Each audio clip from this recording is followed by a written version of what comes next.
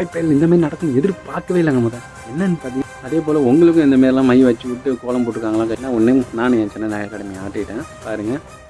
தமிழ்நாட்டில் இந்த மாதிரி யாரும் பார்த்துருக்க மாட்டாங்க, பார்த்துக்க வாய்ப்பே இல்லை இந்த மாதிரி நடக்கும் எதிர்பார்க்கவே இல்லைங்க முதல் என்னன்னு பார்த்தீங்கன்னா 2023 சட்டமன்ற தேர்தலில் 73 சம்திங் அவங்க வாக்கு தான் பதிவாயிருந்தது.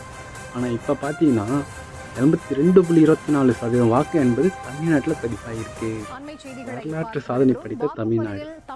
இதெல்லாம் யார் காரணம் தெரிஞ்சா சொல்லுங்க, எனக்கு தெரியல. இந்த அளவுக்கு வாக்கு பதிவுக்கு இந்த அளவுக்கு இன்ட்ரெஸ்ட் எடுத்து மக்கள் வந்து வாக்கு செலுத்தியிருக்காங்க.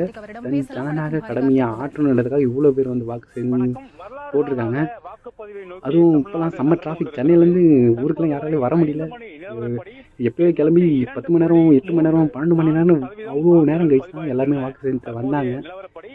யாருக்காக எதுக்காக இந்த அளவு கஷ்டப்பட்டு மக்கள் வந்து வாக்கு செலுத்தியே ஆகணும். ஆனால் கண்டிப்பாக ஒன்று மக்கள் ஏதோ ஒரு மாற்றத்தை விரும்புகிறாங்க. கண்டிப்பாக ஏதோ ஒரு மாற்றத்தை விரும்புகிறாங்க.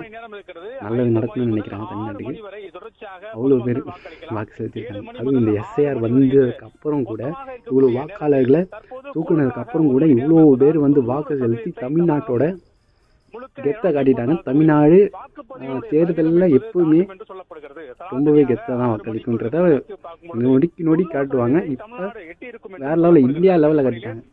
இந்த அளவு பதிவானதே கிடையாது. வரலாற்று சாதனைங்க, வரலாற்று சாதனை. மை மட்டும் ஏடக்கூடாமல் நல்லா கையில் மருதாணி வச்ச மாதிரி இருக்குது. அந்த அளவுக்கு வச்சு விட்டாங்க நல்லா மேக்கப்லாம். அதே போல் உங்களுக்கும் இந்த மாதிரிலாம் மை வச்சு விட்டு கோலம் போட்டுருக்காங்களா கையிலன்றதை சொல்லுங்கள்.